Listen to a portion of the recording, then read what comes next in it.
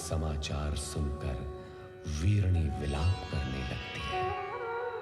चंद्रदेव उसे शिव की शरण में जाने की प्रेरणा देते हैं। शिव इतने कठोर नहीं माते कि किसी के प्राण हर लें। उन्होंने तो पिताश्री को केवल उनकी करनी का दंड दिया है। अब आप ये शोक त्याग दीजिए और शिव जी से प्रार्थना कीजिए कि वो शीघ्र से शीघ्र पिताश्री को पुनर्जीवित कर दें। हर हर महादेव, हर हर महादेव। भावज वीरणी, महादेव तो करुणा के सागर हैं। उनकी जो सच्चे मन से प्रार्थना करता है उसे सब इच्छित मिल जाता है। प्रणाम देवर्षि। प्रणाम देवर्षि। देवर जी, उस दिन आपने कहा था आप कभी इस महल में चरण नहीं रखेंगे, किंतु आज आप मुझे सांत्वना देने यहाँ आए हैं अपना प्रण तोड़कर। नारायण नारायण। नारद अपना कर्तव्य कभी नहीं भूलता भावज वीरणी, चाहे फिर उसके लिए उसे अपना प्राण ही क्यों न तोड़ना पड़े। विश्वास रखो भावज, आपका सुहाग अखंड है और अखंड ही रहेगा। भ्राता दक्ष का धड़ यद्यपि निश्चेष्ट होकर यज्ञ भूमि में पड़ा है, फिर भी उसमें प्राण शेष है। और जैसे ही शिवजी की कृपा होगी, भ्राता दक्ष पुनर्जीवित होकर उठ बैठेंगे।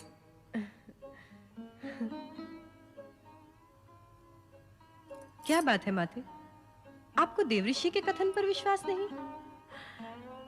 देवऋषि के कथन पर कैसे अविश्वास कर सकती हूँ? ये तो परम भक्त और सबके कल्याण करता है। परंतु जब अजर अमर परमात्मा सदाशिव से मैं अपने पति का जीवन दान मांगूंगी, तब यदि उन्होंने मेरी प्रिय पुत्री सती के आत्मदाह की बात छेड़ी, तो मैं क्या उत्तर दूंगी? क्या उत्तर दूंगी मैं? नारायण नारायण।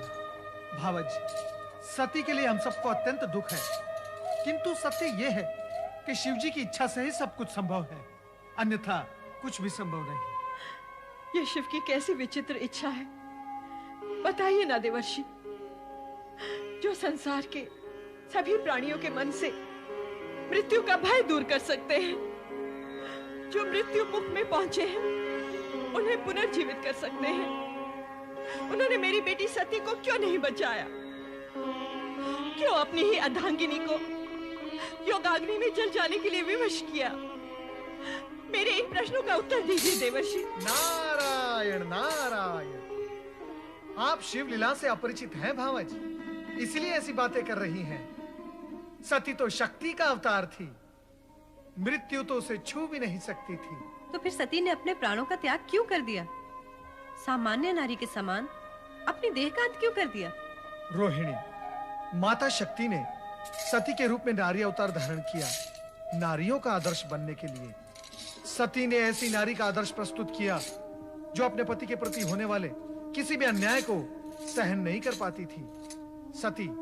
सती का नाम ही आदर्श पतिव्रता नारी के रूप में हमारी संस्कृति के इतिहास में अमर हो जाएगा। तात, मेरी सती भी शिव की कृपा से पुनर्जीवित हो सकती है? नहीं, सती ने यह आदर्श सामान्य नारी के लिए प्रस्तुत किया है, जो जन्म लेकर अपने पति के लिए प्राण त्याग करती है। अब सती अपने पहले वाले रूप में आपको नहीं प्राप्त होगी। वे अब शक्ति के रूप में अजर अमर हैं। वे न जन्म लेती हैं, न मृत्यु को प्राप्त होती हैं। वे शिव के समान शाश्वत हैं। वे शक्ति के रूप में जगत के कण कण में निवास करती हैं। माते, अब आप सती का शोक त्याग दीजिए। वो अब हमें सती रूप में नहीं, शक्ति रूप में दर्शन देंगी। क्यों देवऋषि? हाँ रोहिणी, ये सब शिव लीलाएं हैं जो हमें दिखाई दे रही हैं। शिव लीलाओं का रहस्य आज तक कोई समझ नहीं पाया, और जब तक शिवजी की इच्छा है तब तक ऐसी विचित्र लीलाएं करके वे संसार वासियों को चकित करते रहेंगे। भावज वीरणी, मेरी ये इच्छा है कि कैलाश जाकर आप भी ये शिव लीलाएं देखें और देवादिदेव महादेव के चरणों में अपना शीश नमाकर प्रार्थना करें, तब देखना शिव जी की दया का चमत्कार। भ्राता दक्ष अवश्य जीवित होंगे। हाँ, अवश्य जीवित होंगे।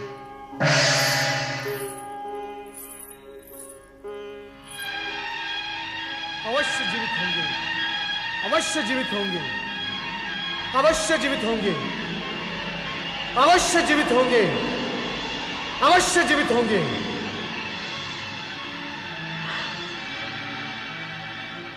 मैं भोलेनाथ की शरण में कैलाश जाऊंगी। जय महारुद्र।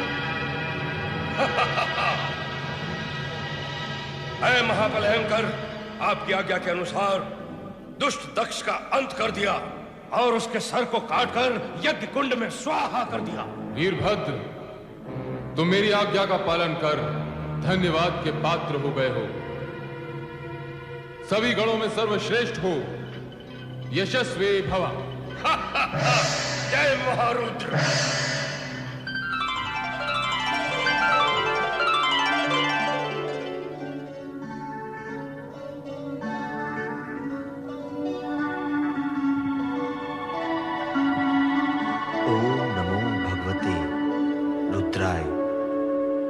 परात्पर ब्रह्म परमात्मा श्री सदाशिव को प्रणाम। करुणा सागर भक्त वत्सल भगवान शिव शंकर को वंदन। हे चराचरपति सम्राट शिव शंकर, कृपा सागर,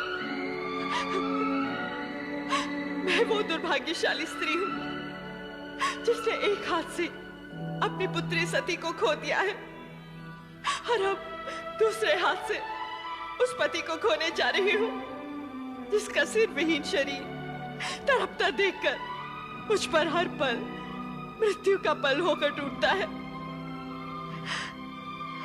ये जानते हुए कि जो भी हुआ है उसके उत्तरदायी मेरे पति ही है, मुझे ये कहने का अधिकार नहीं कि मेरे पति को उन कष्टों से मुक्त कर दो और जीवन दान दो, किंतु इतना अवश्य कहूंगी कि उनके कष्टों का अंत कर दो। उनके कष्टों का अंत कर दो। उनके कष्टों का अंत कर दो। उनके कष्टों का अंत कर दो। उनके कष्टों का अंत कर दो। उनके कष्टों का अंत। हे सदाशिव, कष्ट का अंत आप कैसे करेंगे ये तो आप ही को ज्ञात होगा, किंतु मैं आपसे ये प्रार्थना अवश्य करूंगा कि दक्ष को जीवन दान मिले और अपूर्ण यज्ञ संपूर्ण हो सके। दक्ष से मेरा कोई बैर नहीं श्री हरि।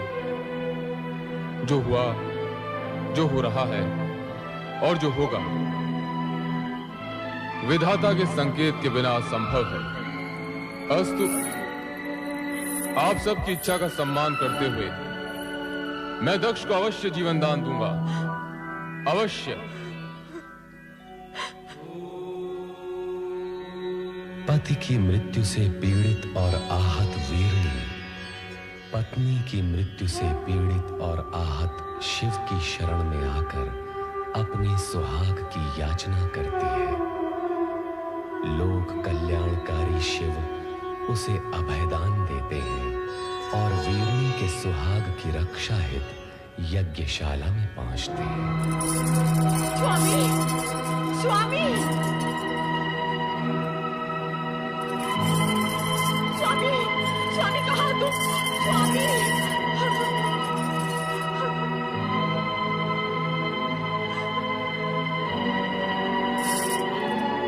स्वामी ये क्या हो गया? ये क्या हो गया स्वामी? स्वामी,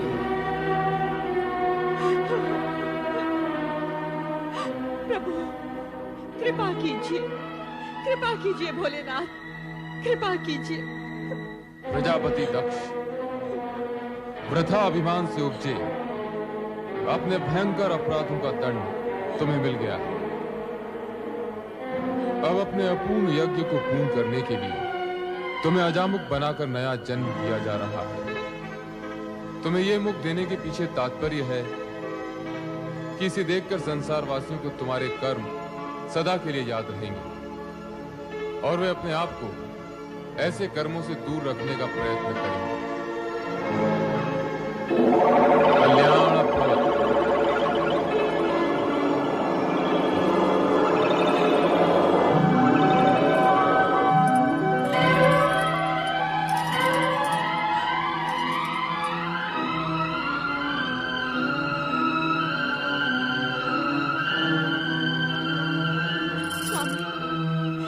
स्वामी, आपको जीवन दान मिल गया। मेरा जीवन धन्य हो गया। हे देवाधिदेव, हे महादेव, हे भोलेनाथ, आपने मुझ जैसे नराधम को जीवन दान क्यों दे दिया? क्यों जीवन दान दे दिया प्रभु? ये अहंकार का मारा दक्ष तो हत्यारा है प्रभु, हत्यारा। अपनी पुत्री का और इन सब का जो यहाँ यज्ञ का फल लेने आए थे। हे प्रभु, इस दुष्ट नीच दक्ष को आपने पुनर्जीवन दे दिया, आपने पुनर्जीवन दे दिया प्रभु। इस उपकार के लिए मैं सदा सदा के लिए आपका आभारी रहूंगा, आपका कृतज्ञ रहूंगा प्रभु। दक्ष प्रजापति, मैंने तुम्हें यज्ञ का संपूर्ण फल दिया। अब आप यज्ञ पूर्ण कीजिए।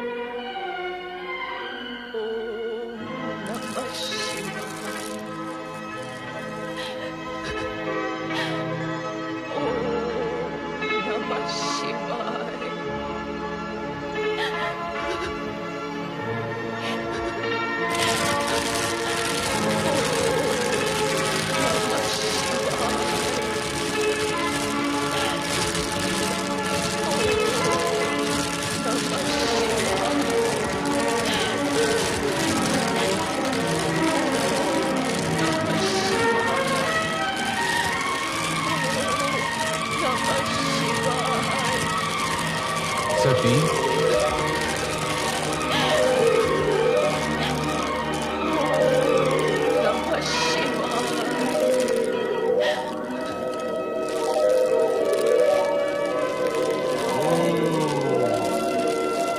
देवी सती सदा शिव का और जीवन भगवान शिव शंकर सत्य को स्वीकार करने सभी को पूर्ण विश्वास दिलाए कि माता सती स्त्री से मुक्त हो चुकी है। अब जो विशेष रह गया वो है उनके होने का भ्रम, मात्र भ्रम। सती, सती, सती, सती, मैं तुम्हें इतनी देर से पुकार रहा हूं, फिर भी तुम मौन क्यों हो? मेरी पुकार को नकार क्यों रही हो प्रिय? तुम्हें तो तुम्हारा ये पति अत्यधिक प्रिय है ना? तुम्हारा आराध्य इष्ट सभी कुछ है ना? मेरे नेत्र के इंगत मात्र से तुम मेरे हृदय की भाषा समझ लेती हो, किंतु आज ऐसे मीठे स्वप्नों में खोई हुई हो कि मेरा आर्तनाद भी तुम्हें सुनाई नहीं दे रहा। हंस रही हो तुम? इतनी महान भूल करने के बाद भी हंस रही हो? तुम्हें कितना समझाया, वर्जना भी दी कि बिना आमंत्रण कहीं जाना अशोभनीय और असम्मानजनक होता है, विशेष रूप से वहां जहां तुम्हारे पति के विरोधी हों, उन्हें अपमानित करने का अवसर खोजते रहते हो। किंतु तुम्हारा क्रियाहट मेरी बात पर भारी पड़ गया। तुम दक्ष यज्ञ में चली गई और स्वामी, आश्चर्यचकित न हुई स्वामी। मैं सती पुनः वही पहुंच चुकी हूं जो मेरा स्थायी आसन है, आपका हृदय। हाँ स्वामी, मैं आपको वहीं से पुकार रही हूं। पुकार रही हूं, किंतु अपने नेत्र क्यों नहीं खोलती प्रिय? तुम्हारे कमल समान ये नेत्र जिनमें न जाने कितनी बार मैंने स्वयं को देखा है। सती, चेतन हो जाओ, अपने पूर्ण रूप में मेरे सामने आओ प्रिय। स्वामी, आप अपना ही वचन स्मरण कीजिए और मन की आंखें खोल कर देखिए।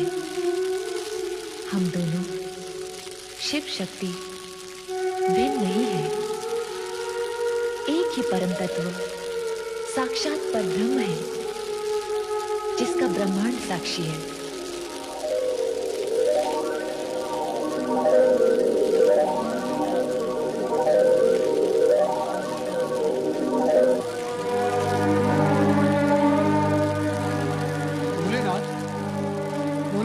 नारद का प्रणाम स्वीकार हो। मंगल हो। प्रभु, आप कहाँ जा रहे हैं? देवी सती हमसे रुष्ट हो गई है। भोलेनाथ, आप ये कैसी बातें कर रहे हैं? क्यों? क्या सदा पत्नी को ही पति का साथ देना चाहिए, पति को नहीं? हम अपनी रुष्ट प्रिया का साथ कभी नहीं छोड़ेंगे।